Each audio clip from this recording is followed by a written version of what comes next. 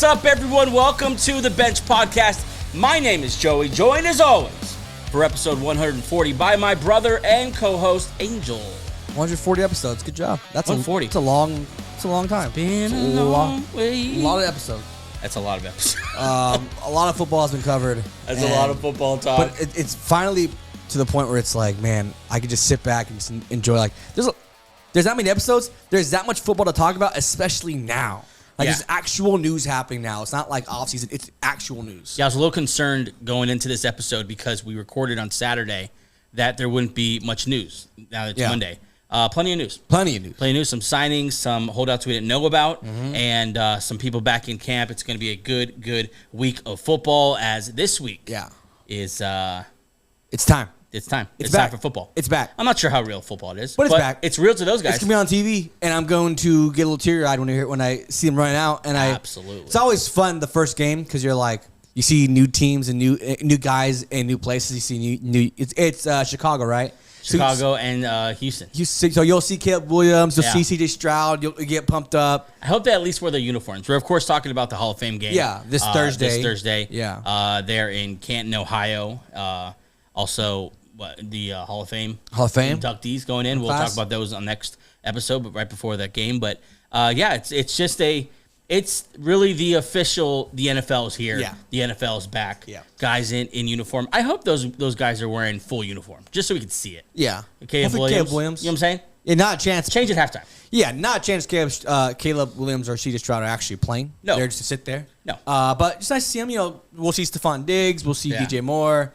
A couple stars out there. And really the importance of these preseason games is kind of changing ever since they took away one. Yeah. And teams are kind of trying to figure out what's the best way to use them. So, I mean, now there's only 3, thank God. Yeah. But that's also less for players for depth chart wise or for guys in back. Like, they only have 3 games and 3 weeks of training camp.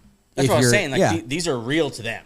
Yeah, these are very real. So players on the bubble. We might not think it's entertaining, but those guys are literally fighting for their lives out there. Yeah, on Thursday. That's a little. No, for their jobs. For their jobs. Fighting for lives. For their jobs. It's a football life. It's what they dreamed about. And, very true. And we're like, we're gonna turn it off in the fourth quarter. These guys are.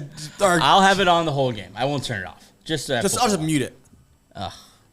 Episode 140. On today's episode, we're going to get into the news from around the league, around training camp, a lot going on, and a AFC South preview as we continue our road through all the divisions. Yep. Yeah. Previewing every division. And today, the AFC South, one that we've personally talked about off the show, probably the most. Yeah. Maybe the second most behind the NFC North. But you know what? When I was prepping for the show, I was like, have we done this before? Because we've talked a lot of AFC South. Because I know a lot about this division just because it's like the sexy division now. It's going to be a fun division, a lot of potential in this division, and we'll get into that toward the end of the show. 38 days until Week 1, Ravens-Chiefs, September 5th. Cannot wait for that. If you're watching here on YouTube or join us for the first time, welcome to the show. Hi. Please subscribe, turn on notifications so that you know when we drop an episode or drop some new content or wherever it may be. We got those Cowboys training camps videos coming on. You're going to want to make sure your notifications are on for that. Also, if you're listening on Apple, Spotify, iHeartRadio, or Amazon Music, please like, subscribe, share this with a friend. It's fun. I like. Sometimes I turn on the audio podcast just for tickles and giggles. It's kind of a fun. It's just different when you're not looking at someone talk. I feel like we're better on sometimes on audio only. Yeah, we really have the face for radio, I think. Yeah, I think so. Instagram, X, and TikTok is where you can follow us between the show on all those platforms, different stuff going up, clips from the show, breaking news, stuff like that. Different things on every platform, so make sure you're following all of those. And, of course, check out benchshow.com and sign up for the weekly email, not only to get all the free content, fantasy stuff, betting stuff, extra content, video stuff that won't be showing up on this show. But also, if you're looking to join the Benchwarmers Fantasy Football Leagues, leagues that will be launching here in a couple weeks. I've already gotten a couple DMs about them. Yeah. Make sure to sign up for that email there. That's kind of how we're gathering the group for our Fantasy Football League, so make sure you sign up for that. Bench report, it's all at the bottom. If you scroll all the way down, you'll be able to sign up for that for absolutely free.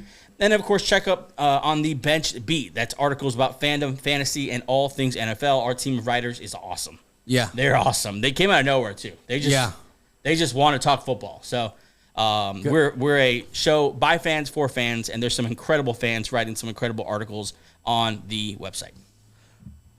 I'm trying to think. That's all the announcers I have. How you doing? Good. You've been watching any of the Olympics lately? It is always on. I'm not an Olympics guy, but my in-laws were in town, and they apparently are enormous Olympics fans, and it was on the entire time. That's the only reason why I asked you, because it's on. Just a quick update. Oh, you got a medal update. Little medal update. How's America doing? We are currently 6th in total. It's not good enough. So we have 3 gold medals. The leader has 6, so halfway there. But in total, we have 20. Who's the leader? Medals. Japan. Those crafty Japanese. Dang it! Isn't Japan the team that beat us in that flag football game? Yeah, Japan is. That wasn't flag; it was tackle football. Nope, and we're first is Japan. So shouts. I'll tell you what, beautiful setting. I saw them play volleyball in Paris. It's in front of the Eiffel Tower. Yep. That's pretty cool. Yeah, I mean we're just in front of that Eiffel Tower, so that kind of grounds it for us. But yeah, Paris put on a show over there. Didn't love the opening ceremony, but we don't have to get into that. Nope, kind of weird. Did love the Snoop Dogg coverage and everything that I don't know how he became tied to the Olympics. How did he become America's mascot? I don't know. Like he's just America's guy now, which I'm kind of okay with. It's pretty. There's like sometimes it gets boring. I know this is the Olympics, but it gets boring. Yeah, it's a little sometimes. Like I saw rowing. I'm like, oh, this is fun. If I was into rowing, yeah. Just tell me just tell me at the end who wins. Yeah. But he makes it fun, which is what you want. You want people to be entertained, and I'm into this Olympics. I've seen a little bit of it. I'm watching the basketball pretty closely. I've been keeping up with basketball. I've been keeping up with Simone Biles. Yeah. She's fun. Yeah. And that's about it. Yeah, we watched a little bit of the sand volleyball. That court's pretty awesome. But yeah, good for America. But better for Japan, I guess. Yeah, Japan first place. I mean, dang it. I know. Losing to the second.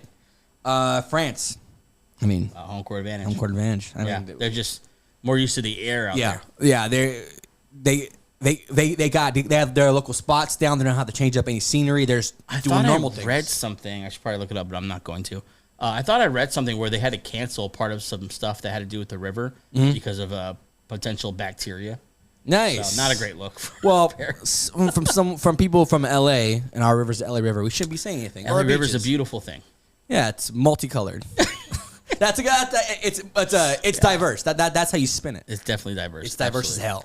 So thanks for that Olympics update. That's awesome. Olympic update. We'll get another one of those this week. Sure. I mean, awesome. Let's get to the news.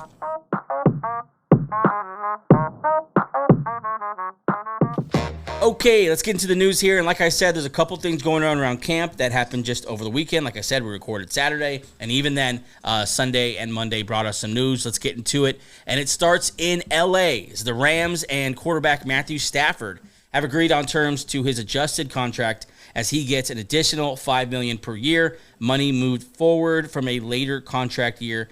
And an additional $4 million guaranteed roster bonus next year. That is from Ian Rappaport. Thank you, Ian. Yeah. This was a low key situation that no one was talking about because he wasn't. McVay said he was a nervous wreck about it. Yeah.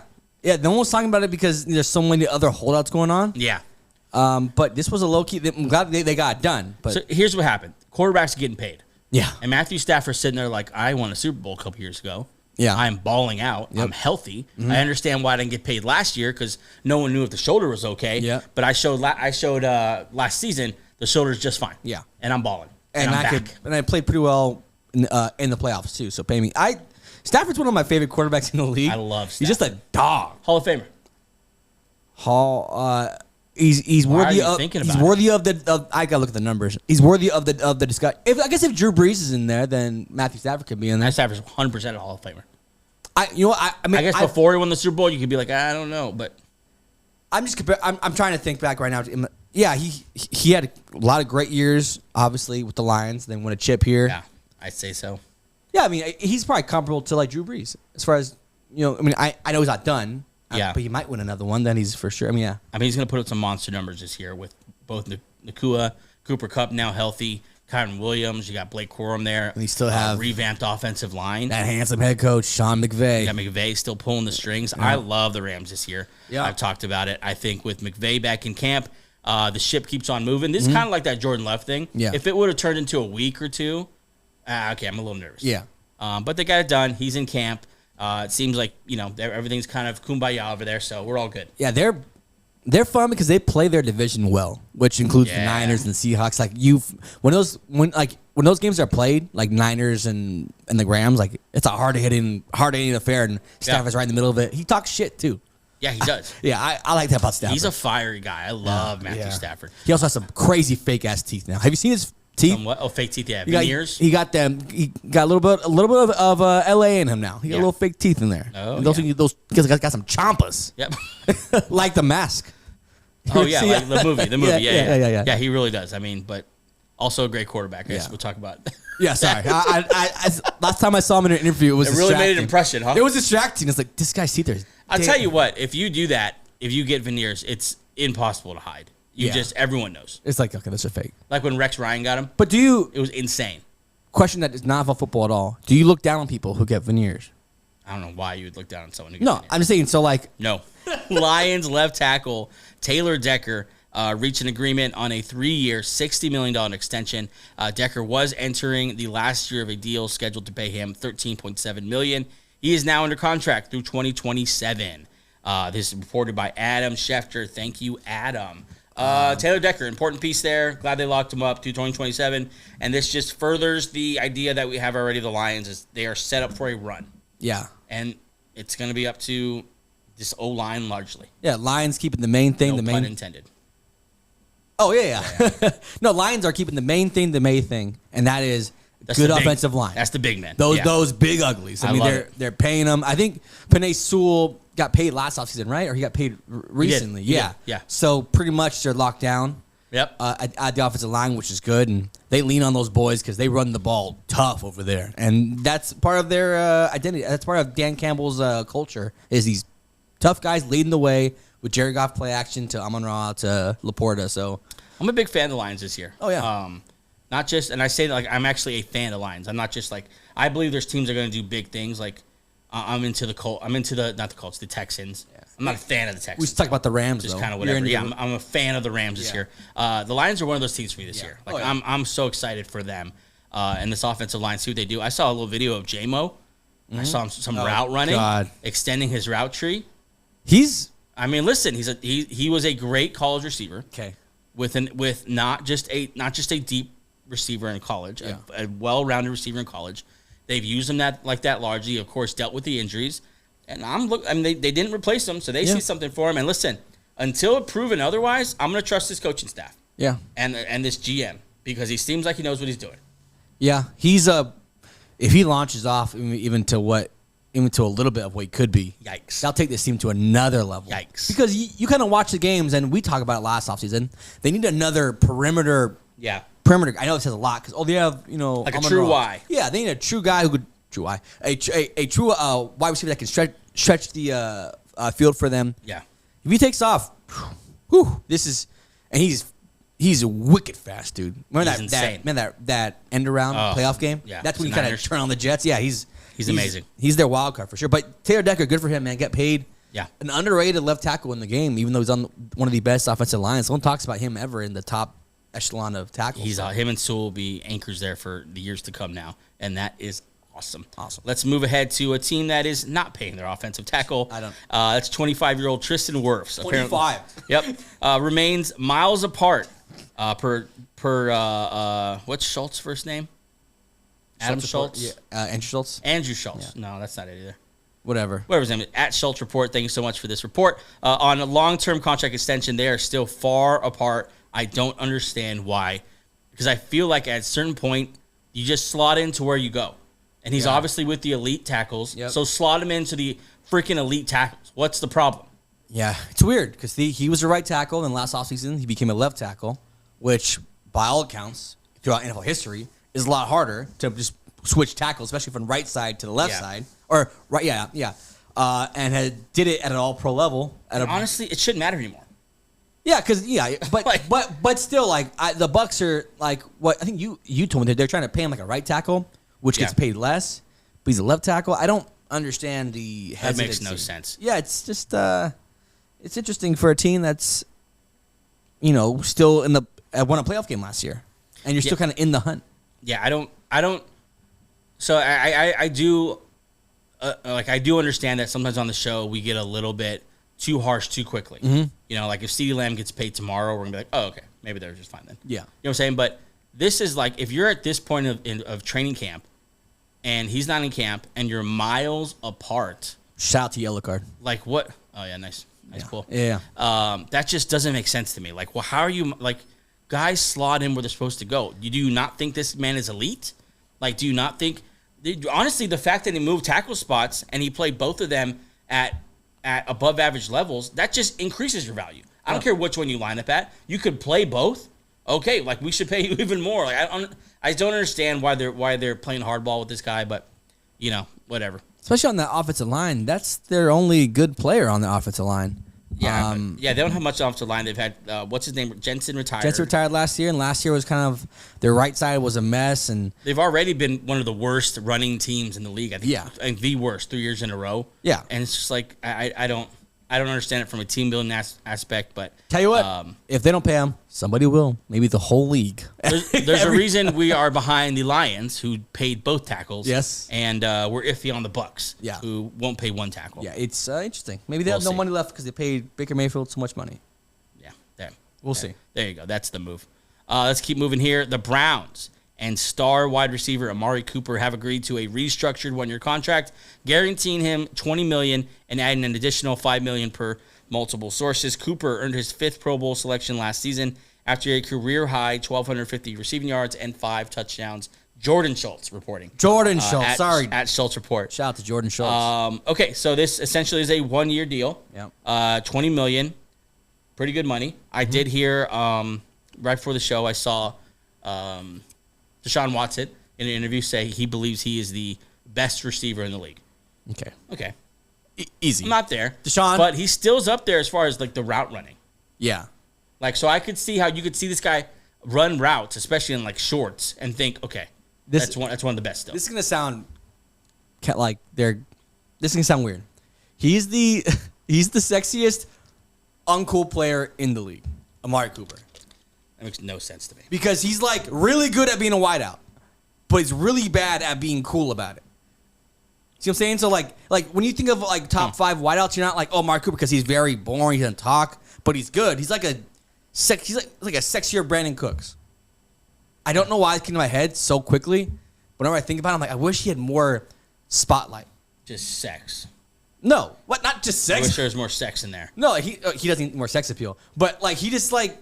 I feel like he doesn't get the recognition he did. Like him and Mike Evans are in this realm where like, why don't we talk about these guys ever? Yeah, he's fantastic. He's probably going to take a little hit on his career numbers because he's finishing here in Cleveland with Deshaun Watson and all the parade of quarterbacks they had last year. Yeah. But number one, Dallas lost the trade, trading for like a 5th round pick. Yeah, that's crazy. After what we saw this weekend, you need Amari Cooper in Dallas. He'd be really nice there. Whatever. But I mean, Amari Cooper, I do agree with the sentiment that he is one of the more unappreciated receivers of our era, for sure. Been good. So good for so long. Has done better at being healthy since leaving Dallas. And I like that they paid him his money here, at least for one more year. We'll see at the end of the year. I could definitely see him moving on, which may be why they signed Jerry Jeudy.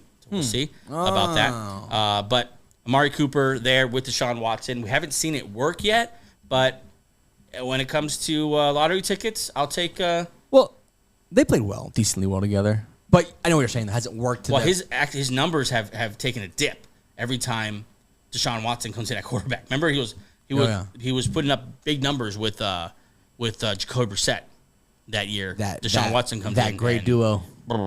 It's just good for Amari Cooper and good for the Browns for signing him and making this a Deshaun Watson topic now. What else do you need, dude? You have Amari Cooper now. You just signed Judy. You have Elijah Moore. Good at quarterback. All this first-round talent. David Njoku's good, too. It's just, come on. I was surprised to see the pushback on our last show about being so, because we were pretty negative about Deshaun Watson, but I don't know how you watch what he's done since he's been back and think anything else. Like, I don't know what would convince someone, except if they were a fan of the Browns and really wanted him to be good. Yeah. I don't know what would convince you of, oh yeah, I think the breakout's coming around the corner. Like, you just haven't seen it. Yeah, you've seen flashes, but you can say that about every quarter. You've seen flashes in Zach Wilson. Yeah. It's the same thing. Not at all saying that they're the same quarterback. But I'm saying like I'm gonna clip that. But I'm just saying like don't do that. I'm just saying like I know what comments you're talking about. It's like well I get what he once was. Yeah. Electrifying, game changing, elite quarterback. Coming back, he hasn't shown the consistency that those quarterbacks show, and that's why we're so frustrated because like we know it's there, it just hasn't shown itself yet, and his roster's stacked. Amari Cooper's obviously a very good number one wideout. Just hasn't really developed into something tangible yet. Some of the Deshaun Watson truthers were making the point, and I think they're right, that I think a lot of people don't want him to succeed. And I think they're right. We're not those people. Like, we've been going for Deshaun Watson ever since he came back to the league. Like, I want to see him be good. I want to see the Browns, this roster, see what they can do. Yeah. So that's not us, but I don't know. Let's move on here to something we haven't talked about, but it's been quietly going on the entire offseason. Yeah. And that's the Jets and Hassan Reddick. This is Jordan Schultz again, which really, honestly, episode 140 sponsored by Jordan Schultz. Brought to you by the Schultz Report. Yeah, I like that. Yeah. Jets all-pro pass rusher Hassan Reddick is holding out of training camp as he awaits a new contract extension. The Jets acquired Reddick this offseason, who had just 1 year left on his contract and had been wanting a new deal. So they knew that he wanted a new deal. That's why he's not in Philly anymore, because Philly didn't want to pay him. Yep. They brought him on, apparently without the intention of giving him a new deal, which I don't really understand that. Or they traded for him without the conversation, like, if I trade for you, this is the deal. This is kind of usually what happens. You trade for someone, you get a deal. But I don't know why. Like, I'm sure he was upfront about, like, I want a deal. This is more on the Jets GM, Joe Douglas. Yeah, this is like, right? This is really bad. How about Joe Douglas? Like, you bring in a player who's obviously upset. That's why he's not on his former team. Yeah. And you just think that you're gonna be the one to play hardball. You're gonna play hardball better than the Eagles, and you're gonna make him play. Like, no, he's not gonna play. No, especially these players now. I saw him on vacation in like Japan. I was like, bro, I don't gotta be there, dude. Like, I have the advantage because you need me. You traded assets for me, so it's on you guys for sure. The pressure's on the Jets. Yeah, like you didn't need to do that. Not only that, but in doing so, you let go your best young pass rusher in Bryce Huff. Bryce Huff, yeah. And so you need this to work. Assets wise, for the good of your football team, you're in a championship window. It's all hands on deck right now. Yeah. You finally got the tackles that you think could plug the hole there on the offensive line, and now to lose an advantage at pass rusher is huge. Yeah. This is puzzling to me. Like, what was the plan here? Yeah. It's interesting though, because you want him in camp. And last year he didn't have a great year. The year prior he was elite. So really good. You got him on a down year and on a 1 year, on a contract year, and you didn't sign him. A lot of yellow flags that you should have seen. Now you're dealing with this situation where you have to talk about it every day. Like, hey, where's Hassan Reddick? Oh, we're not. It sucks. You know what has shaken my faith in these like what has caused me to be a little more critical of these GMs and their teams? Hard Knocks offseason edition. Oh God, yeah. Because I've seen what's like his name? Joe Shane, whatever his name is. Yeah, I've seen. Okay, I've been in that room now. Yeah, and it's not as complicated as everyone told me it was. It's a lot what me and you do when we're sitting on Sundays. These conversations are very similar. Like, what do you think? I think he's great. A PFF says this and this and this. I'm like, I use that. Shouldn't you have advanced scouting? I'm sure they do. I'm sure they don't show it, right? I don't know. It's interesting to. It has shaken my faith in some of these. I'm sure there are teams that operate at an elite level that we would be like, wow. Giants don't have that. Don't have that team. Apparently, the Jets might not either. So we'll see. Man, but to be on the Jets side and be positive, if they were to get him and all these guys going, big time. Woo, with this Jets team, big time. Yeah. Let's take a quick break. When we get back, we're going to get into this AFC South Division. C.J. Stroud, Trevor Lawrence, Will Levis, Anthony Richardson. Is this the new quarterback? Quarterback you? Quarterback. How you had it. You had it. You should have confidently stayed with that. Yeah. Be right back.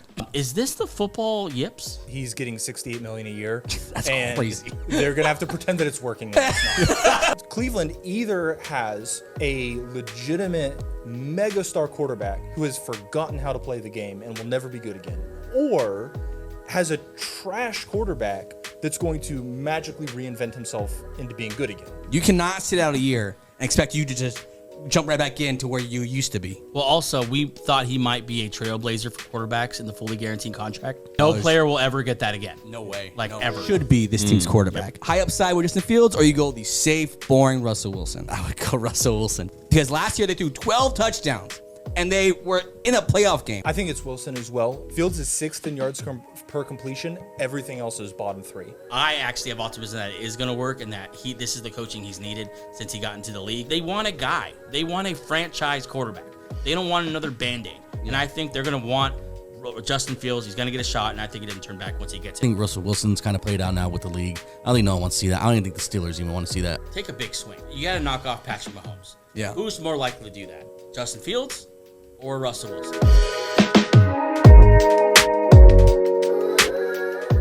Okay, we're back with an AFC South preview. Super pumped about this division. One of the best in the league. Yes. One of the most promising in the league. I love young quarterbacks. I love second-year quarterbacks. That's always fun. And I love when teams get behind their young quarterbacks, which every team in this division has. This team has been the poster child for we're going to back our quarterback no matter from day one. Really, every single team in this division has their quarterbacks back. This is how you do it. There's no controversy in this division as far as quarterback. Even for like freaking Will Levis, there's been since day one. Yeah. Let's start here with the team that many people think is on top, the Houston Texans. Houston Texans, of course, came on last year like a rocket. Bad out of hell. Bad out of hell. Oh, God. They were 10-7, though. It feels like much better than... Well, from worst to first last year. Every NFL, every year. It just felt like saying bad out of hell and like the best team in the division, and then saying 10-7 didn't feel simpatico. Well, remember, they missed Stroud for like 3 games. Okay. I'm a Stroud Texans apologist. fan. I am. I'm a fan of Houston Texans. 10-7 doesn't win this division again, I'll tell you that. It might. It's so competitive. Not a chance. That it might. They lost in division round last year, I believe, to the Ravens. Yeah. Who were kind of their kryptonite last year. They were kryptonite for a lot of people last year. They did beat the Browns last year. They beat the Browns. Even with Flacco. Still a good team. Easy. Still a playoff team. Okay. They beat the Flacco Browns. We give the Bucs credit for beating the Eagles. We got to give the Texans credit for beating the Browns. Do we? Yes. No, I think it's the same with the Bucs, where they were never a contender. We knew that. Yeah. They were never a contender. They beat a team with Joe Flacco on it, so that's a major handicap. But a team with one of the best defenses in the league. And CJ Stroud was able to pull out a victory there. Lost in divisional round, but so much to be excited about with this team. I'll go through some losses, additions real quick. Malik Collins, Sheldon Rankins, and George Fant all move on. But they bring in some guys here. Danico Autry, who I think is so underrated that they brought him in. Toughness-wise, leadership-wise, just get a real guy on that defensive line. I love Danico Autry here. And then, of course, the big one is, Daniel Hunter. Second. Hunter. Channeling my inner daughter. Daniel Hunter also added to that defensive line. So kind of a stacked D-line here. But what everyone's talking about this offseason is wide receiver Stephon Diggs. Number one on the field, number one in your heart. Is that how that goes? Yeah, I mean, I wonder how many jerseys he sold. Is he wide receiver one?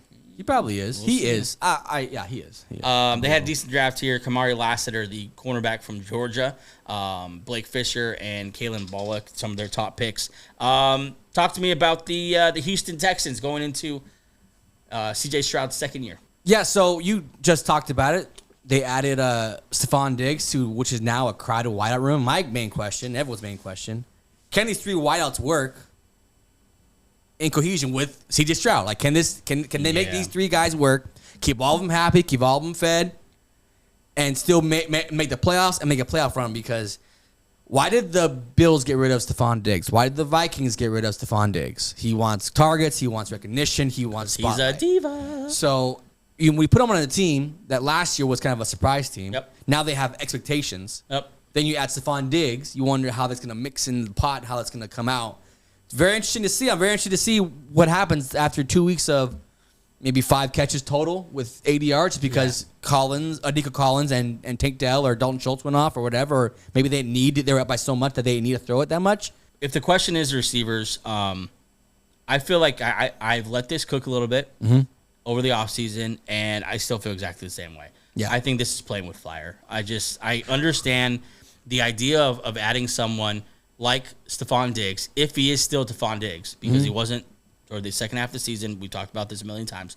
But just the personality that he is to this young team, he's going to step into that locker room, just knowing he's been a star for the longest by far. Yeah, and he should be fed first, and he should be featured, and he should get the ball, and he should have X amount of catches in the first half. Like, he feels those things. I don't care what he says, because he has a track record of how he handles these kind of things. And so I just think this guy is adding an unnecessary risk to a team that had so much good energy, so many good players, and was moving toward a great direction. I just don't get the addition. Like, I don't know how much better Stephon Diggs makes you, actually, because you have two great receivers. And I don't know if that juice is worth the squeeze of bringing in that kind of potential cancer to a locker room. Yeah, it's interesting because, I mean, you try to break down, okay, what makes him happy? Okay, what if he leads the team in catches, yards, and targets? Yeah. And they have playoff success. He had that in Buffalo, and he didn't like it. Nope. So, like, they're on a 7-game winning streak. What more do you want, Stephon, if you can't make it work with Josh Allen and the Bills? We're the straight number one. They never had anything close to what you have now in Houston as far as target competition. Yeah. So, but to play the other side, if they can just, I don't know how you maneuver this. Like, Stephon, you're gonna get your targets, but some weeks you're not gonna be the target leader. Just live with it. I just think, like, you don't find it. What is he in year 11 now? I think He's up there. You don't find someone this far into their career after being a star for that long in the career and just think he's going to change. He may say the right things in the offseason, but when the game's going on and the sweat is dripping and he hears the crowd and he sees, like, the fans, he's going to want to be old Stephon Diggs. Like, I don't buy that. Well, I'm just going to settle into the role whatever this team needs to win. That's what I'll do. No, it's not going to happen. Not to mention, Nico Collins got paid. So he's going to feel some certain way going into this season. Yeah. Yeah, and they have a rapport. I mean, him, obviously, Tank Dell, someone I mentioned those yet. guys have had good seasons, and then they have Dalton Schultz, who had a good year last year, and Joe Mixon can catch the ball. Yep. So CJ Stroud, he has to throw for 4,500 yards to appease a lot of these guys, and you're putting a lot on a second year. I know I love Stroud. Yeah. But don't put too much on it too fast. Yeah, I think that might be another issue, is that how many times you have to throw the ball to appease all these pass catchers, and is it conducive toward not only your winning but the development of CJ Stroud to throw that many times? Yeah. Or is it a good idea to kind of balance this offense out, use that running back you went and signed, and run the ball a little more? Maybe like how many carries do you think Mixon's getting? Over under 15 per game, average. Under, because I think they'll give him catches, but probably a little bit, probably under 15. Yeah, because you can't afford to throw the ball because you need to feed these guys. You got to feed the wideouts. Yeah, like it's going to be a true test of not only CJ Stroud's leadership, but D'Amico Ryan's leadership, and I hope they have a plan for Stephon Diggs and that they're truly on the same page, or it's gonna go bad and you're gonna waste what could be a really fun season for CJ Stroud and this young offensive core. I know we're a little bit negative with Diggs, but positively, if you're a Texas fan, man, you're living the life right now. You have a young quarterback, C.J. Stroud. In this division, would you take him? Would he be your first pick if you had to pick from these division quarterbacks? You have C.J. Stroud, Trevor Lawrence, Anthony Richardson, and Will Levis. You would take him first. At this point, yeah. Yeah. At this point, for sure, you'd take C.J. Stroud. I think anyone would. So with that comes expectation. It's just a lot of stuff on Stroud. Like I said earlier, I love Stroud, but he's baby. Now you gotta show it, dude, because you have a lot on your plate now. Yeah, he's taken everything the league is throwing him so far, but yeah, you don't want to push that too much. He had the incredible streak last year of the no interceptions. That was fun, but that eventually got to him, and eventually threw a couple picks, and it wasn't the biggest deal. So you gotta let this guy grow still. Yeah. In Houston, you might not be a Super Bowl contending team still, because CJ Stroud might not be ready. He wasn't ready to face that Ravens defense. He wasn't. He was running all over the field, running for his life, and I mean, hold on. They're probably in Super Bowl contention. I mean, they are in Super Bowl contention. They're not Super Bowl contenders. Stop. The Texans? No, not for. You don't have to see something. Wait, just on paper? I guess on paper, sure, but I gotta see it. I gotta see them beat a playoff team first. They beat the Browns with Joe Flacco. I'm not counting that. So, sure, it's a playoff win, but I gotta see them. They were not competitive with the Ravens. Okay. They just weren't. Do you think they were? No, I'm not saying that. I'm just saying, like, I think I they need to have- see a little more other than Joe Mixon and Stephon Diggs joining the team.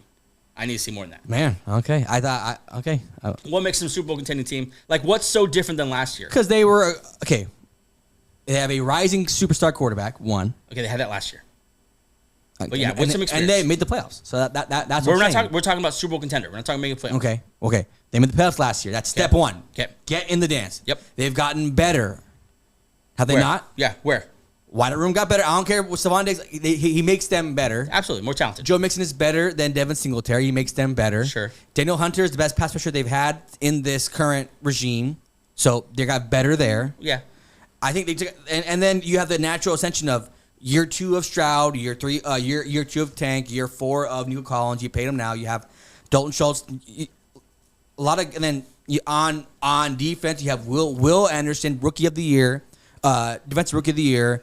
You have a lot of guys that are about to take a next step on. That's what we think. So that's why I think last year they had success. They made the playoffs. Now the next step is to go farther. That's why I don't think it's so much of a decision for me if they're a playoff team or not, or if they're a Super Bowl contender or not. We've seen less talented teams win the Super Bowl. So let me be clear. You keep using them interchangeably. I think they're definitely a playoff team. Oh, so Super Bowl. That's not what I'm saying. I'm saying Super Bowl contending team. They lost 34-10 to the Ravens last year. The first actual playoff team they faced, they weren't competitive. That's all I'm saying. So I'm saying to make the jump from not competitive against a playoff team in the playoffs to, hey, they're Super Bowl contenders. That's just a big jump for me. I need to see more in the field before I say that. And I love C.J. Stroud, and I kind of like the additions they made, more on defense than on offense. But I need to see it all gel together. Listen, this is someone who once upon a time watched his Eagles build the dream team over the offseason. And I just know there's more to team building than adding a bunch of big names, especially when you're adding age veterans. I got to see it first. Yeah, it'd be interesting. We have to bet on this for something. When the boys come back, we got to put a bet down for over/under. Are they going to win a Super Bowl? No. Well, for playoff wins. For playoff wins. Yeah. Prediction from Greg. He obviously believes in them. 12-5, win this division, AFC South. And I think that's going to be the popular pick. That's probably my pick, but we'll see at the end here. Yep. But the Texans, no doubt. A lot of negativity. Not negativity, but a lot of balance to the positivity on your side. But we love this team. Oh, yeah. We love the young talent. We love the coach for sure. Mm-hmm. We love the vibes. Don't love the owner. Owner might be a little bit racist. He might think of you as... Never mind. He might think of players as a certain way. Yes. That are of a certain race. Okay. But Houston Texans, nonetheless, 12-5, I think would be fun. I'd actually love to do a breakdown of their schedule at some point, but we'll see. Yeah. Let's move on now to the team that was supposed to be ruling this division for years to come, because they got the prodigy quarterback. They got the generational talent quarterback, and then they paid him. I mean, at one point last year, they were one of the best teams in football. No. At one point last year, they were one of the best records in football. They were not one of the best teams in football. They were playing very well. The Eagles were at one point 10-1 last year. And they were at the time. No, they weren't. They were barely squeaking by. No Eagle fan would tell you they're one of the best teams in the NFL. Okay. So far today, the playoff wins for teams you can't. Never mind. Yeah, there's no point there. No, there's a point. Because every time I say they beat a playoff team, that's not really a playoff team. Oh, what? They were actually the Jaguars. The one time, the Joe Flacco playoff team. And then today, right now, the Jaguars. They at one point they had the best record in the league, and they're at one point one of the best. You're teams in changing what you're saying. You said they're one of the best teams in the league. I said no, they're one of the best records. Doesn't mean they're one of the best teams. Do you not agree with that? I know. Last year, at one point, they were one of the best teams in football. They were playing the best as a team. Yeah. Regardless if Trevor Lawrence is up and down, they're one of the best teams in football. They did have a stranglehold on the division last year to start the season. Finished 9-8. So that's obviously. I forgot they finished 9-8. Yeah. Finished 9-8. And that's what I'm saying. They kind of came to earth there, but finished 9-8 last year. Someone has to be in the hot seat at some point here, because you have the quarterback. It's not going to be Trevor Lawrence because they paid him. No, they paid him like he was a generational talent. He's their boy now. We'll talk about that. It has to be Dougie P. Dougie Buckets, your boy. He has to be on the hot seat here because they've invested too much, including that number 1 overall pick, into Trevor Lawrence for them not to at least win a playoff or win the division. Yeah, they're being lapped here by teams that weren't even sniffing the playoffs when they drafted Trevor Lawrence, namely the Houston Texans and the Indianapolis Colts. Yep. And now here they are. They they might be fighting for third in this division with the Titans. Let's get through some losses and additions here. They lose Rashawn Jenkins to the Seahawks. Zay Jones moves on. He's actually underrated here. Lost to them. He was kind of a steady receiver. Kind of a core guy. Like Calvin Ridley, better than most people think, but not as good as we all hoped.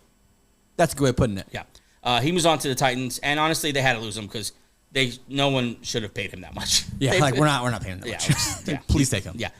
Key additions here. They had Eric Armstead, which I love. Me some Eric Armstead. Yeah. He's the next Calais Campbell. And he's a little angry too. Yeah. Have you heard how the Niners kind of offered him $6 million per year? So disrespectful. Eric Armstead, $6 million. What, bro? So disrespectful. But yeah, he lands at a pretty good spot. That's a great spot for him. Mitch Morse to kind of stabilize there at center. And then Darnell Savage comes over from the Green Bay Packers. Gabe Davis. They also added Gabe Davis to kind of take that Zay Jones route. And then add Brian Thomas Jr. in the draft. A lot of people are excited about the receiver from LSU. Tell us about the Jaguars here. What's your question about them? What's your outlook on them? Go ahead. My question and their question for the next 5 to 6 years is: can Trevor Lawrence finally establish himself as an elite quarterback? That's the missing piece here, because you Good see old fifth-year breakout. because you see the talent, you see the record at some points being very good, and you wonder what's holding him back. What's stopping this team from being being talked about like the Bengals do, or like how the Ravens are talked about, and it's all goes like this. This the NFL. It all comes back to the freaking quarterback, and he hasn't shown enough. No, he hasn't. Okay, so year one, 12 touchdowns, 17 picks. You could chalk that up to Urban Meyer just being a moron. Okay, whatever. Okay, truly. Year 2, 25-8, solid, right? Like that's okay. That's not bad for a quarterback who had a terrible head coach. Yeah, it's fine. And this past year, 21 touchdowns, 14 picks, 4,000 yards. Legit regression. That's legitimately also an average quarterback. Yeah. And you just paid him. Now he's gets paid $55 million per year, which is top 5 in QBs. His current career record is 20-30. His playoff record is 1-1. Why did you sign him for this long, this much, if he's only shown that little? Like the money doesn't equate to the results. You know what I'm saying? Like, that's my question, is it falls on the quarterback, especially in the AFC. Some dogs in the AFC. Yeah, I think they set their franchise back by signing this guy to this kind of contract. He's getting treated the way the Giants treated Daniel Jones. They gave him money when he hadn't done anything yet, just on sheer promise and the evaluation you had on him coming out of college. But at some point, you got to throw that out and just look at the film and look at the numbers and look at where he ranks among the quarterbacks who are being paid that way, and realize that he's not performing at that level and not give him that money. And that's a tough thing to do. It's a tough thing to admit as a franchise that you blew the number 1 overall pick. Yep. A tougher thing to do is to drag that out for an extra 5 or 6 years. Yep. And that's what they're on the road to doing with Trevor Lawrence. I am out on Trevor Lawrence as an elite quarterback. He will never. He's not gonna make a 5th-year jump. The only time that ever kind of happens is if he never had weapons or he never had offensive line and the team fixes it, and that was the thing holding him back. What was the thing holding him back? He's had he finally got the coach. He's had the weapons. They spent money all over the place. They brought in his boy ETN. Like, what is the thing that's gonna make him? It's gonna help him make that leap? It's just not there. Trevor Lawrence is not the guy. He is the 3rd best quarterback in this division right now, and I'm not impressed with him. I'm not impressed with the organization for giving him that contract. It showed no balls. Like, if you missed, you missed. Move on. You know what I'm saying? He's like the perfect quarterback to where, like, you miss, but you don't really miss because he's average. So, like, you can live with average quarterback play. Right. But you don't pay an average quarterback $55 million per year. That's the problem with this. Like, yeah, he's a starting quarterback. Sure. Is he elite? No. But you paid him as an elite quarterback. That's where it falls off. That's where it doesn't match up. You're not winning a Super Bowl with Trevor Lawrence. And then don't worry, they added Mac Jones to the quarterback room. So they have 2 failed first-round picks. Not failed. About average. Mac Jones failed. He's a bust. You could call Trevor Lawrence a bust. He's a bust. He was number 1 overall.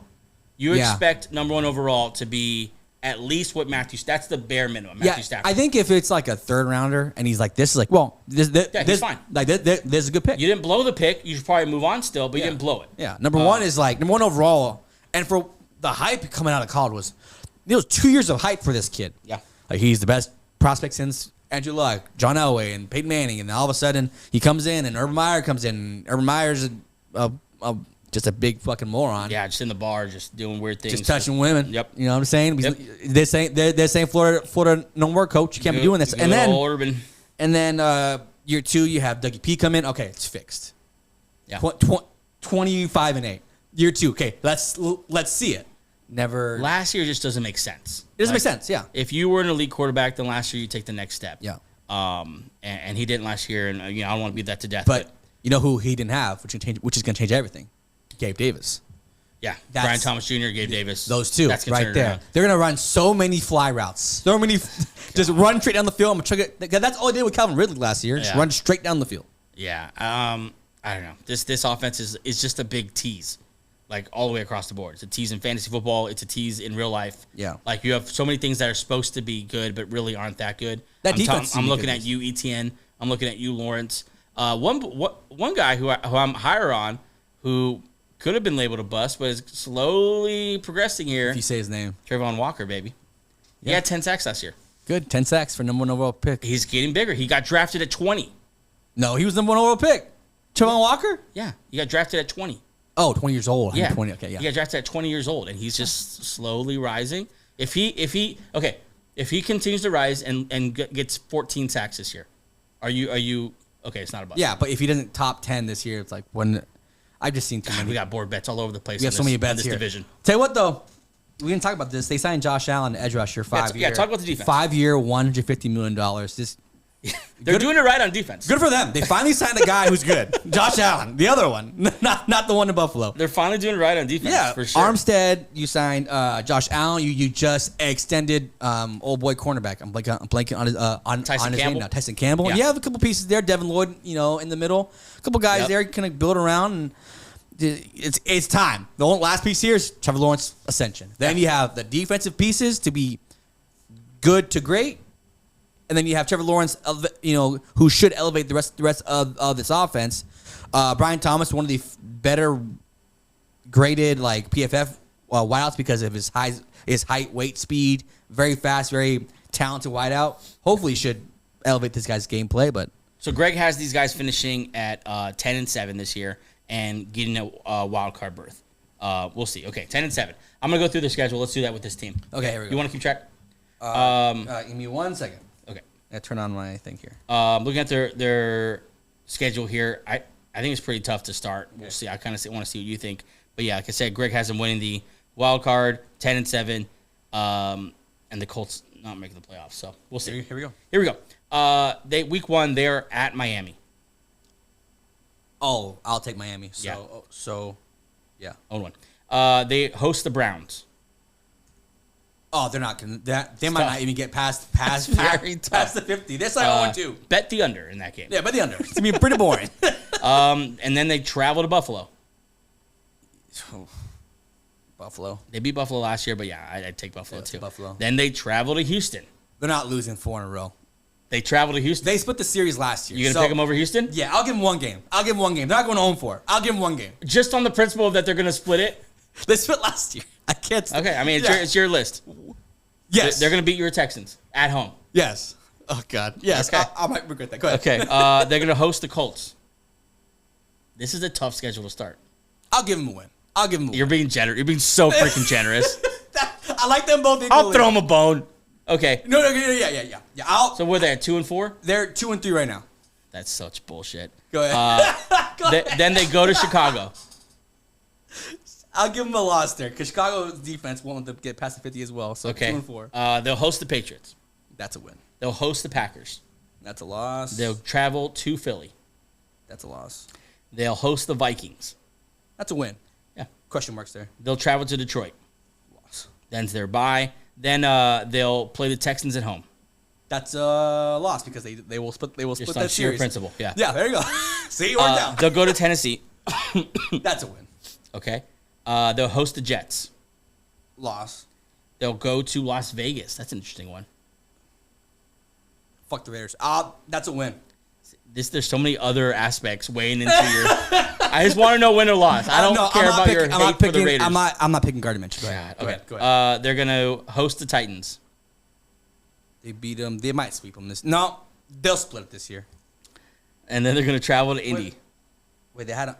I don't want to. Wait. So that's a win. Okay, sorry. Then to Indy, that's a loss. Oh my Okay. God. What's that record? 7-10. That's what I'm saying. I don't know. And I was And being you were very generous. generous. I was being generous. I don't know how Greg got to 10-7. I don't know. Honestly, don't know what. He probably had them sweeping the Titans and being very good in division.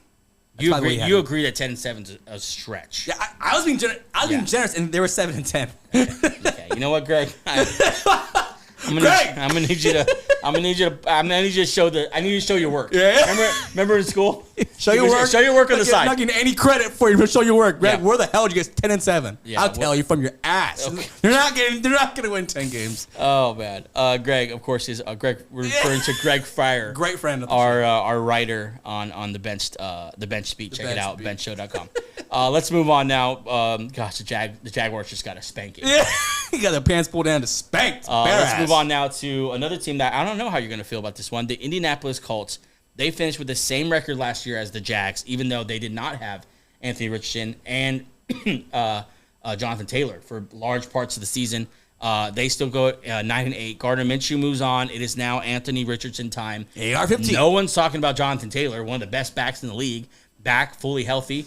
They stacked that wide receiver room with the drafting of Adonai Mitchell. They now have Pittman, last year Josh Downs, and then just hidden, buried in the depth chart, Alec Pierce, one of my favorite receivers. Yeah. Very deep at receiver. They also lose Zach Moss, who played a big part for them last year, and Isaiah McKenzie over to the Giants? They went to the Eagles. Doesn't matter. He's not very good. Yeah, he's not. And then they add Raquan Davis, interior lineman, and then might be a big addition here, Joe Flacco. Yeah, comeback player of the year. He's comeback player of the year. He's Now bringing his Super Bowl trophy and his comeback player of the year. Yeah. Like, look at this bitch. This is why he deserved to be here. Tell you what, side by side, what an intimidating group quarterback room. AR-15 and Joe Flacco, Very tall guys. two big dudes. Yeah. They added one of our favorite guys in the draft, UCLA's own Leatu Latu, pass rusher, crazy athlete. The most out of the draft. We talk about this a lot. The most polished pass rusher. Yeah, him and Jared Verse kind of. There's already some highlights of him coming out and just cooking those tackles. I like him. They had a great draft. They lost a defensive end today, Ebukam. Yeah. He tore his Achilles, I believe. Yeah. And also we didn't say in the news, but Sam Williams for the Cowboys also tore his Achilles. So anyway, but they did. I'll tell you what they did a good job at. They kept all their good players. They extended Buckner, Julian Blackmon, Kenny Moore, Grover Stewart, Michael Pittman, and Zaire Franklin. Yeah. They had good guys. They drafted them, and then they signed them. Yeah. I always love when teams do this. When they see them grow, what good organizations do. They become stars, and then they sign them. This Colts team, Steichen was. I know last year there was a lot of good coach of the years. He was he coached the hell out of this team last year. I love him. The vibes in Indianapolis are love fantastic. Shane. Yeah, I think he's a great coach. I think he is right there. There's some good young coaches in the league right now. He's one of them. Him, you look at O'Connell in Minnesota, of course Green Bay, and then of course Shanahan and McVay. It feels like they just got here still. They're still young. They're the older guys, exactly, and they're still kind of sexy. They're awesome, man. But yeah, Shane Steichen definitely not as sexy as those guys, but a great coach nonetheless. More of a personality hire. Yes, not really much of the easy on the eyes. But he did a great job last year with Gardner Minshew and Zach Moss got this team almost to the playoffs, literally within one game of the playoffs. Then replace them with Anthony Richardson and Jonathan Taylor. It's just what can happen. That's going to be awesome. Yeah. Very excited for this team. Very excited for the prospect of them really making a name for themselves. First in this division, then we'll talk about the whole AFC as in general. But I think it's a division. I think it's going to be them and the Texans fighting for first place. Yeah, and my question for this team is and kind of everyone's question, what is the upside with a healthy Anthony Richardson? Because you see it on paper and you see it on the field last year. Yeah. With a quarterback that's not a star. We could all agree Gardner Minshew is a backup quarterback. Yeah. With a backup quarterback, they got to where they were last year. Obviously, a good team. Within one game of the playoffs. Within one game. What can they be with a guy who had, coming out of college, had all the physical tools, and in the 3 games that he actually played wasn't terrible. 3 pass touchdowns, 1 pick, 4 rushing touchdowns in 4 games. Yeah. That's just potential. 7 touchdowns in 3 games, dude. He's just oozes potential. When he started the game, first of all, I hope when his first start, he threw 37 times. I Hope that doesn't happen anymore. Oh. Yeah, but he went 24 for 37. That's when I kind of like raised my eyebrows. Like, okay, doesn't need to be throwing 37 times. No. But he was supposed to be the guy who couldn't complete 24 out of 30. Not a chance. Yeah. And they were like throws. They were decent. Yeah, they were depth of target. It was, and so that he's kind of surprised me in that aspect. Is everything that we could imagine as a runner. And we just covered last show how Shane Steichen and this offense have already vowed we're not going to curb this guy's desire to be a running quarterback, to be dominant that way. We're going to let him do that because he does that like Steph Curry shoots threes. That's a pretty Holy crap. crazy comparison. As a guy who has him in fantasy, though, it's music to my ears. Yeah. Yeah. But, I mean, as a Colts fan, though, I think that's I would be encouraged by that. Yeah. Okay, we are highlighting the strengths of our players. We're not making him fit into some, okay, now you're going to be a pocket passer. Yeah. Now, everything that got you to this point, to being picked in the first round, so throw that shit out the window. Stay put. Yeah. Kind of what they did to Justin Fields in Chicago. Yeah. And look at that. And look how that turned out for both sides. Yeah, this team is just, they draft well. They signed their players that they needed to. They've added weapons for him. It's just up to Anthony Richardson, and I have more faith in him than probably Trevor Lawrence because Trevor Lawrence, you know what it is, and Anthony Richardson is just they're like the biggest what if. Like, what if he's good? You can't even make like your question like what is the potential? It's unanswerable. Yeah. You have no idea. You know how bad it could probably be, and you can only dream about how good it could be. But it is that wide. Like it could fall anywhere in between. Yeah. He could legitimately just be okay and throw 28 touchdowns and 11 interceptions and just be okay. And this team need not be that great. Or he could just go off and be the next Lamar Jackson, just a supersized version. Yeah. You have no idea. Yeah, look what they did last year with Gardner Minshew with an average quarterback. If he just plays average, they have a shot at the playoffs because last year they did. That's the part that gives me optimism that would lean toward a better outcome is the coaching's incredible. Incredible. The coaching knows how to highlight. If you look in those games, I've seen these highlights a million times. Yeah. But the creativity in the offense, scheming players open, making throws easy, making reads easy. Yeah. Shane Steichen did an incredible job in just that short time that he had Anthony Richardson. I think a full season now and a full training camp of him learning the offense and Shane figuring out what he does well, what he doesn't do well. I think he's going to be incredible. Jalen Hurts took off. Yeah. With Shane Steichen as his offensive coordinator for this very reason. Yeah. And I think big things are going to be Anthony Richardson. Yeah, this team is exciting. Here, I'm going to pull up their schedule fast. Yeah. Greg has them finishing 10-7, so he just is handing out 10-7s like candy in this division. I don't know who's losing, actually. But I know we'll go through the schedule right now and see if that's a reality. I'm trying to think of maybe blind spots we're not seeing with this Colts team. Perhaps the offensive line is They're fantastic. I'm trying to think. They're pretty good offensive line. They have a low-key stacked roster. No one thinks of the Colts. I think you said this last show, and it was spot on. No one thinks of the Colts or talks about the Colts like they are going to be playoff contention, like they could be one of the best teams in the AFC. No one talks about that. Just a sleeping giant. But you look at this roster and you think, okay, there are some holes on defense. Absolutely. There's some holes on defense. They do have some studs on defense. But this offense is very good. Yeah. And people are way more, for whatever reason, prone to believe in a Jacksonville Jaguars team over a Indianapolis Colts. Yeah. And I don't quite get it. All right, so let's play this game. You call it win-loss record. Can you write it down? Oh, yeah. Yeah. Yeah, go ahead. Okay, here we go. Week 1. Let's see. How do I do this? At home against Houston. Big one. Hosting Houston. At home. Yeah. I'm giving a win. Oh, a dub. At home, yeah. All right, week 2 at Lambeau against the Packers. Boys. That's a loss. That's a good game, though. Yeah, that's a great game. That's a good game. Week 3 at home versus Chicago. Although I will say with that Green Bay game, it's going to be interesting to see how them and the Eagles both do coming off of that kind of travel. Going all the way to Brazil for a game. We'll see about that. Some guys might not make it back, or make it back with a couple wives. Or a couple babies. A couple baby mamas. Ask Jerry Jones how that goes. Oh, all right. Week 3. Yeah. At home versus the Bears. Hosting the Bears. That's a tough start to the season. Yeah. I'm going to give them a loss in that one. I think the Bears are going to start off really well. I think that defense is going to start off clicking. Bears defense can be good. Yeah. You heard it here first. Yeah. Week 4 at home versus the Steelers versus Justin Fields and those Steelers. Hosting the Steelers. I think it's gonna be Russ at that time. Russ. And I think they're gonna win that game. Okay. Week 5 away in Jacksonville against the Jags. That's a win. Okay. Jags suck. Week 6 at the Titans. That's a win. Week 7 at home versus Miami in the Hosting dome. Miami. Ooh, a dome team, two dome teams. Yeah, Miami in a dome is pretty fun. Is it in Miami or is it No, in it's Jacksonville? in Houston. Oh, no, it's in Indianapolis. Sorry. What is happening right now? It's in Indianapolis Okay. versus the Miami Dolphins. Gotcha.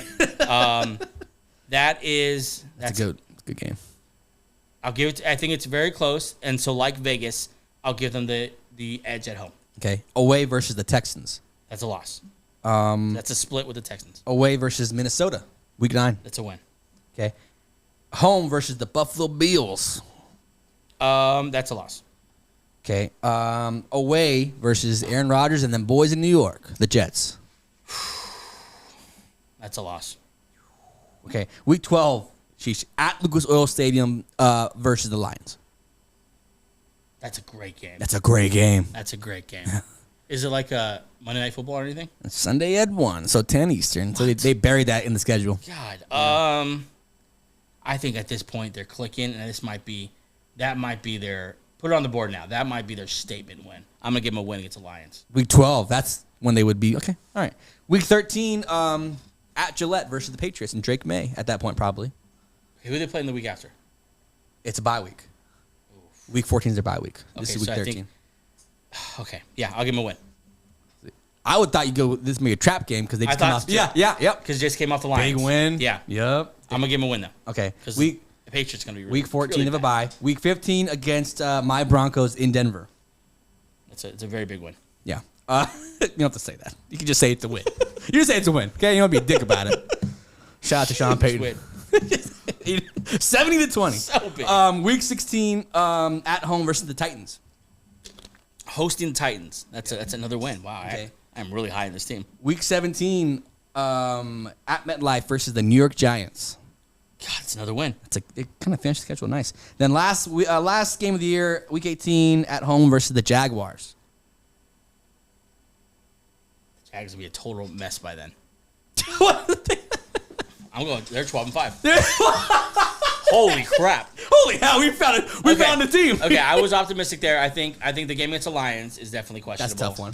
And they had a tough start to the schedule. But the last 4, I'm a Broncos fan. The last 5 games, Patriots, Broncos, Titans, Awesome way to finish. Giants, Jags. You Yeah. could literally go 5-0. So I would say 12-5 at the top, and I'd say no worse than 9-8. Because their schedule is pretty easy. Yeah. But also the potential, and this team was good last year with Yeah, I'd say no worse than 10-9. Man, we have to put some actual money down Right? on 10-9, the 19 games. Colts Sorry, future 10 bets. and 7. Because you got them 12-5. I guess so. Huh. Very high in the Colts. Let's move on now to the final team in our preview here, and that is the Tennessee Titans. Last year, 6-11, the last year of the Vrabel era, the Derrick Henry era. That era's done. R.I.P. to that. That was a good era. Tannehill still on the team? No, he's gone. Yeah, Tannehill. Wow, is he still a free agent? Yeah. Does no one want Ryan Tannehill? He's good. He'll get signed somewhere. He'll definitely get He's signed better than Flacco, right? I don't know. He'll get signed somewhere. What if he goes to the Steelers and gets with Arthur Smith again? That'll make it an even bigger mess. Yeah, I would. But anyways, Tennessee Titans finished last year 6-11. Like I said, they lost Derrick Henry. They also lost linebacker Azeez Al-Shahir and Danico Autry. Some big losses. They traded away Kevin Byard. So some huge losses on the defense there as far as veteran stalwarts who have been there for a very long time. They add for a huge number Calvin Ridley. Add him to D-Hop. Yeah, 4-year, $92 million, $50 guaranteed. That's insane. Add him to D-Hop, and then Traylon Burks just way down, returning kicks.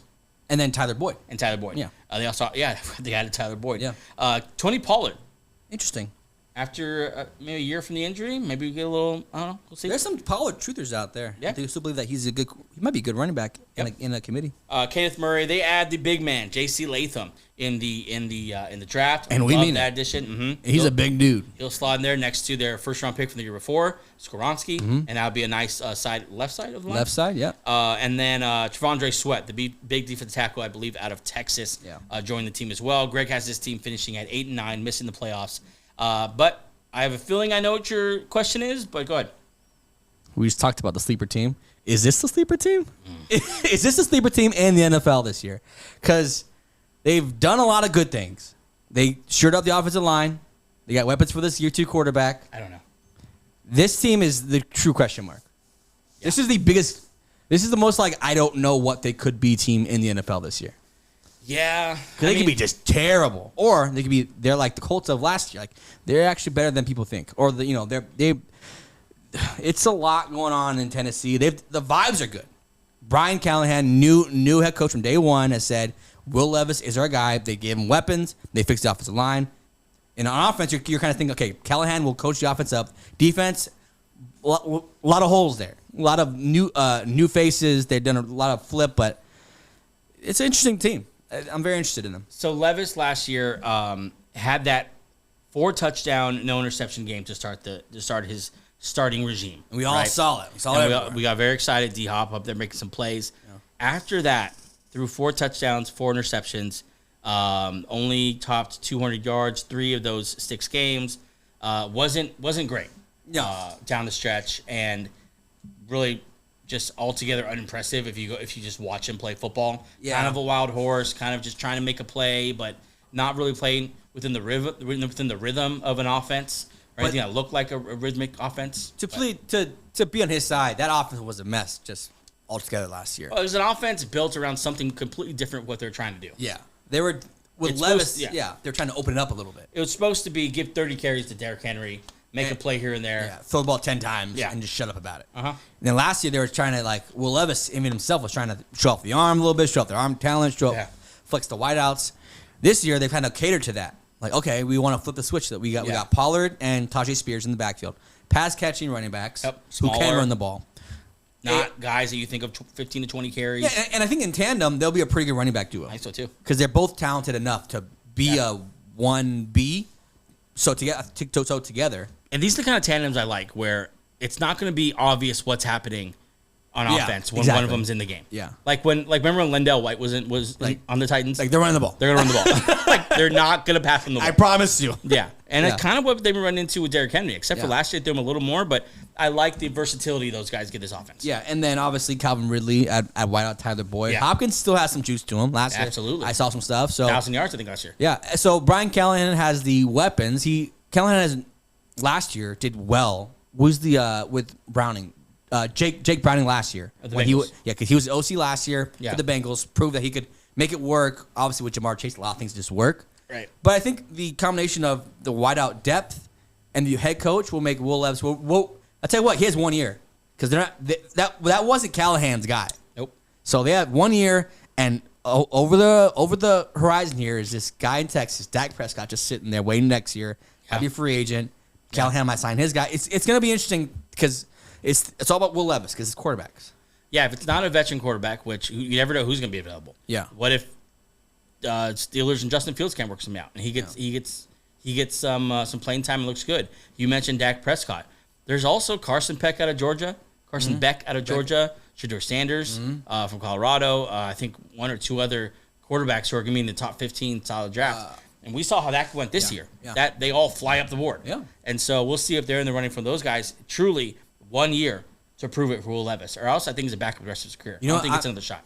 I'm being disrespectful to the defense. They added Chidobe Awuzie, and they added Jamal Adams to secondary. So help.